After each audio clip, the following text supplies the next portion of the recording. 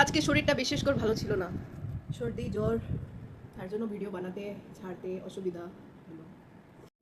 সকালবেলা ছেলে আর বরের ডিমান্ডে বিরিয়ানি বসানো হলো, যেহেতু সানডে সেজন্য আজকে বিরিয়ানি আরেকবার বানানো হলো।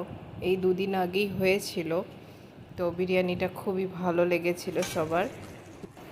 সকালবেলা ছেলে গিয়ে তাড়াতাড়ি চিকেন এনে দেয়, যেহেতু বিরিয়ানির ডিমান্ড ও নিজে করেছে, তার জন্য যখনই ওর নিজের কিছু খাবার ইচ্ছা হয় তো শপিংটা ও নিজেই করে আনে।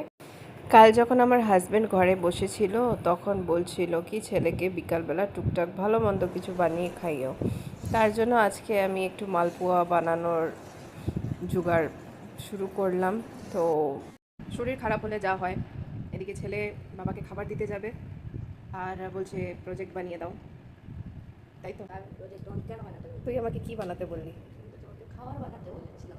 এইটা এবার মিথ্যা তুমি বলছো। কি কাজ আছে তোমার? ঠিক আছে, বেঁচে গেলাম, ভিডিওটা প্রুফ রইলো, তাহলে আর কোনো হোমওয়ার্ক করে দেবো না, প্রজেক্ট করে দেবো না। এই তো মিচকে হাসি দেয় আমার ছেলে, কিন্তু ও থাকলে আমার অনেকটাই ভালো হয়। সানডেটা আজকে পার হয়ে গেল, যেহেতু ও দুটো টিউশন ছিল, দুটো টিউশন দেখতে দেখতে শেষ করে আসলো। সর্দি জ্বর বৃষ্টির টাইম, এই টাইমে একটু জল বৃষ্টির থেকে দূরে থেকো যতটা পারো। আমার তো এসির হাওয়া খেয়ে এই অবস্থা হয়েছে, আমি জানি।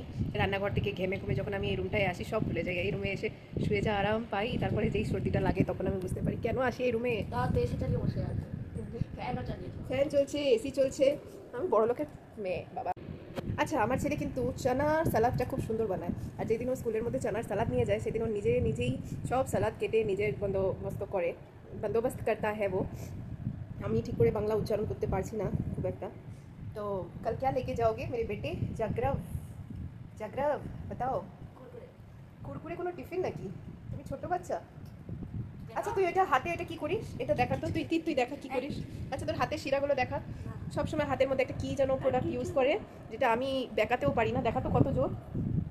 এই দেখো এটা কি কত জোর, আমি নিজে হাত ভেঙে বসে আছি, আমার মধ্যে এটাকে নড়ানোরও ক্ষমতা নাই, এই যে সারাদিন কি করতে থাকে। এই এই তুই তুই হাতের শিরা দেখাতে, নাই তো তুই দেখা দেখা দেখা যাও না, তুই নাই দেখা। দেখে নাও।